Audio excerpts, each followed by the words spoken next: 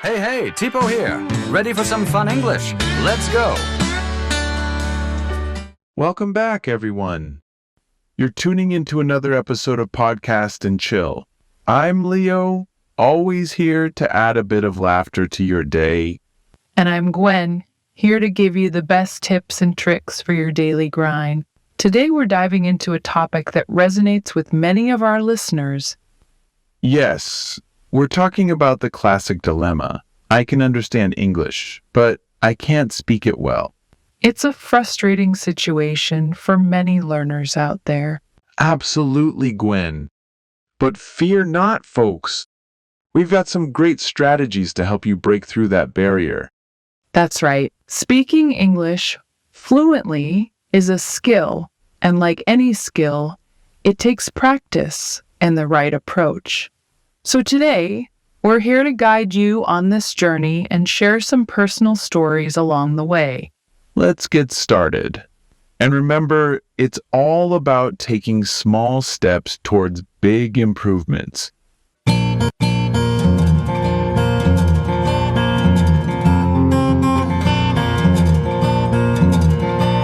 So, let's dive into this listening-speaking gap. Why do you think it exists, Gwen? Great question, Leo. One main reason is the lack of practice. Many learners listen a lot, but don't get enough speaking practice. That makes sense. Listening is passive, but speaking is active. You need to actually use the language to improve speaking skills. Exactly, Leo. Another reason is the fear of making mistakes. This fear can stop people from speaking even if they understand everything. I see. So it's like being afraid to jump into the pool because you think you might sink. Absolutely. And there's also the issue of mental translation. Many learners translate from their native language to English in their heads, which slows down their speaking significantly. That must be exhausting, constantly translating every sentence before you say it. It is, Leo, and it prevents the kind of spontaneous conversation that fluent speakers have. Makes sense. What about thinking speed? I've heard that's a big barrier too. Right, you are. If your brain isn't trained to think quickly in English, it can be hard to keep up in a conversation. So it's really about building that mental agility to switch between languages seamlessly. Yeah, and that takes us back to the practice. The more you speak, the better your brain gets at processing and producing English naturally. It's like working out, but for your brain. Exactly, Leo. And just like muscles, it needs regular workouts to stay in shape. So, Gwen, talking about breaking the silence, how do we start tackling this fear of speaking English? Well, Leo, the first step is acknowledging the fear. Accept that it's okay to be scared, but don't let that stop you. That's right, Gwen. It's like diving into a pool. The water might be cold at first, but you'll get used to it. Exactly. And start with small steps. Maybe practice speaking English with friends or in front of a mirror. I've heard about this mirror practice before. It sounds funny, but effective. It is, Leo. It helps you see your own expressions and slowly builds confidence as you watch yourself improve. And don't forget about recording yourself. Sometimes listening to your own voice can help you notice improvements or areas that need work. True. Also, setting small, achievable goals can make the process less daunting. Like, today I'll learn 5 new words, or I'll start a conversation at the store. Breaking it down like that makes it seem more manageable. What about embracing mistakes? Absolutely essential, Leo. We learn from mistakes, not from being perfect. Embrace them as part of the learning curve. Makes you think of them as stepping stones rather than stumbling blocks. Precisely. And remember, Every conversation you start, even if it ends in a mix-up, is a victory. I love that approach. It's turning the journey into something exciting and explorative rather than stressful. Yes, and by speaking out, you're not only improving your language skills, but also your self-esteem. So folks, remember, start small, embrace mistakes, and use every opportunity to practice. That's how you break the silence. And soon enough, you'll find that fear of speaking becoming less and less significant.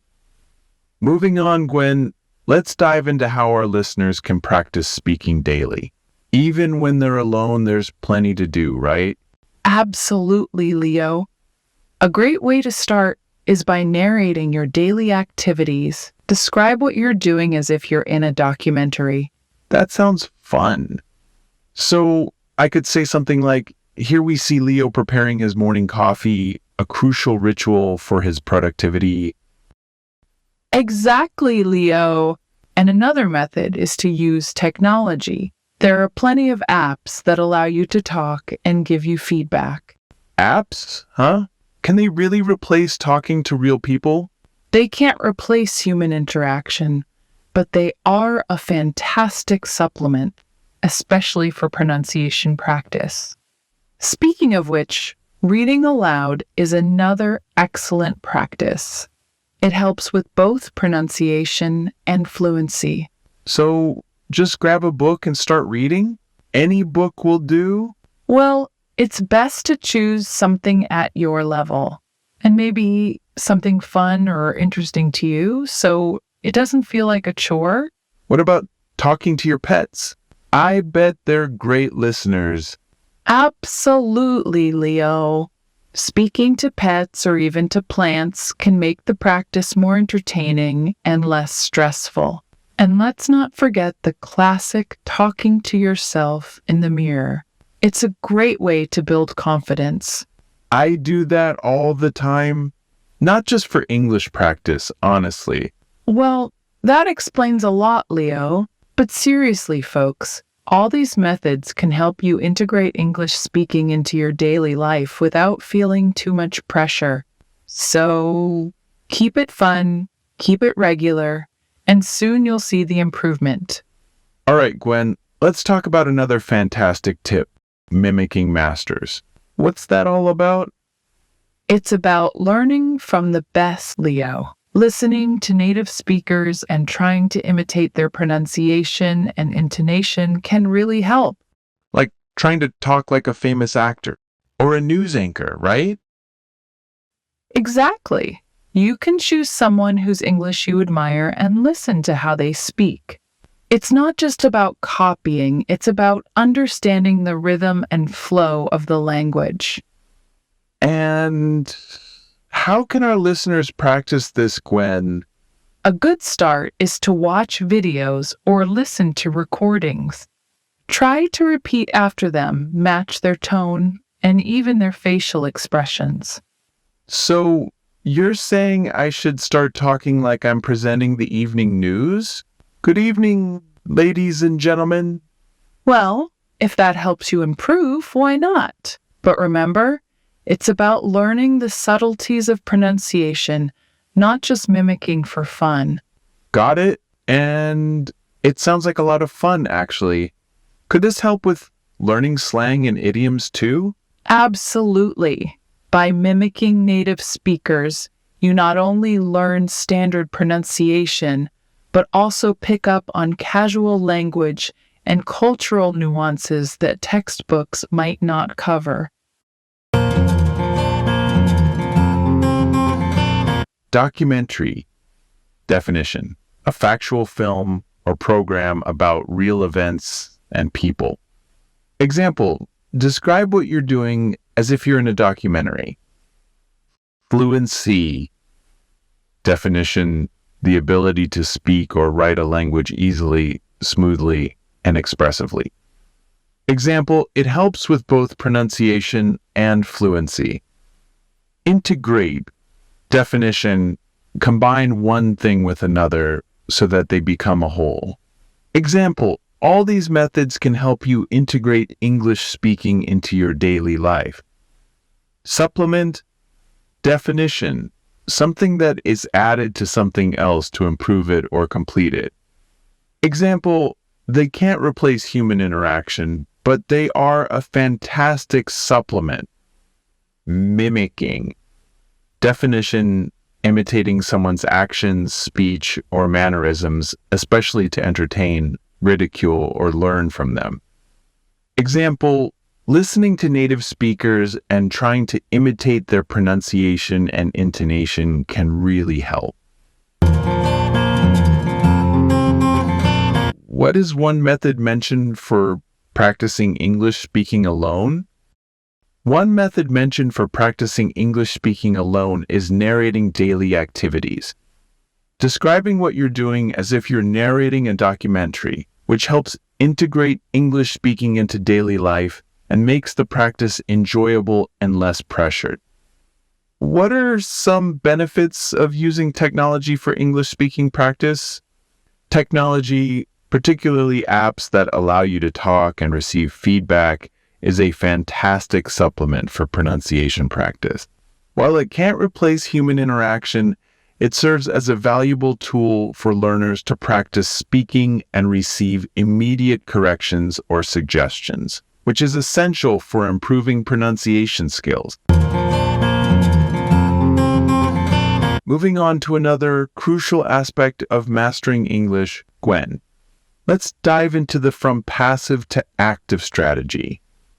Sure, Leo. This is about turning passive exposure into active learning practices. It's vital for truly mastering a language. Could you explain more about what passive language reception is? Passive language learning is when you absorb the language through activities that don't require active speaking or writing, like listening to music, watching TV, or reading. And active learning means? It means engaging with the language through speaking, writing, or any form of output that forces you to use the language actively. How can our listeners start making this transition? One simple step is to start reflecting on what you listen to or read. Ask yourself questions about it and try to summarize it in English. Sounds like turning every opportunity into a learning session. Exactly. Also, instead of just listening passively, try to repeat phrases and even shadow speakers to practice pronunciation and intonation. I guess turning on subtitles while watching shows could help too, right? Definitely. It's a great way to connect spoken language with written words and helps reinforce learning. What about turning passive book reading into active learning? After reading a chapter, write a short summary or discuss it with friends in English. Even better, post your thoughts online to get feedback. That sounds quite engaging and definitely pushes you to use English in a practical way. Yes, and don't forget to actively learn vocabulary. Instead of just memorizing, use new words and sentences and try to use them in daily conversations. That must make the learning process much more dynamic and memorable. Absolutely, Leo. It's all about making your brain work actively with the language. So, Gwen, let's talk about how to kickstart a conversation.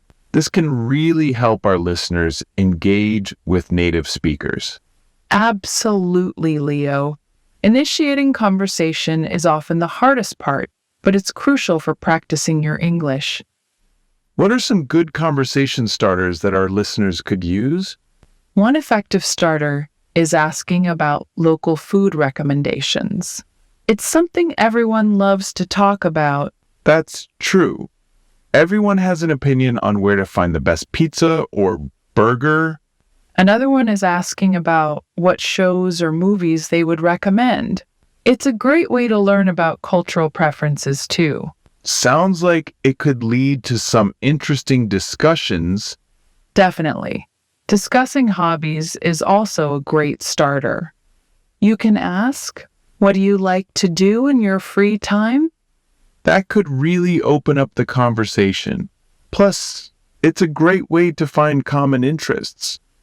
Asking about travel experiences is another good one. Have you traveled anywhere exciting recently? People love sharing their travel stories. It might even give our listeners tips for their own travels. Yes, and for those who are a bit shy, starting with a compliment can ease into a conversation gently, like commenting on a piece of clothing or a gadget. That's a smooth way to get chatting. Just make sure it's genuine. Right. And remember, the goal is to keep the conversation going. Use open-ended questions that require more than a yes or no answer. Can you give an example of an open-ended question? Sure, like asking, what did you think about the event last night? Instead of, did you go to the event last night? That makes a lot of sense. It invites a story rather than a simple response. Exactly. And don't forget, the more you practice these conversation starters, the easier they will become. That's encouraging. Our listeners should definitely give these a try. Thanks for all these great tips, Gwen. You're welcome, Leo. Remember, it's all about taking that first step and just starting the conversation. Moving on to the most crucial aspect of speaking English confidence. Let's dive into why it's so essential. Confidence isn't just about feeling good. It directly impacts how effectively we can communicate in a new language.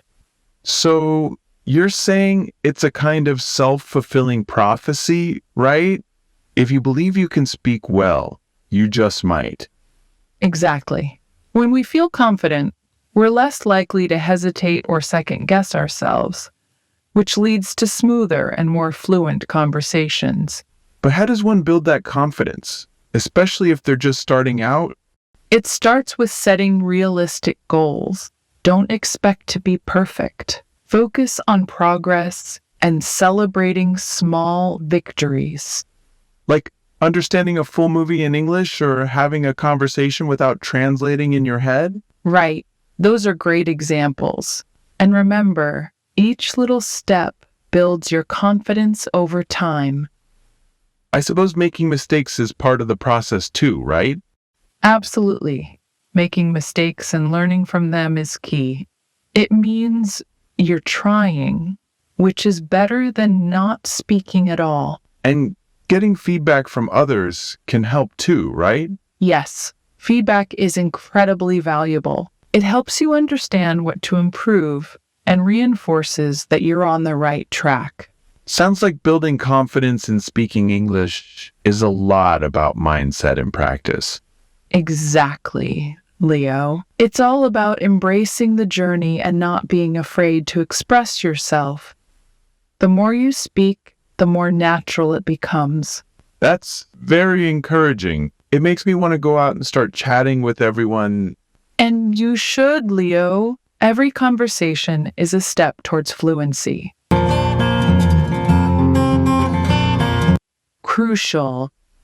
Definition: extremely important or necessary.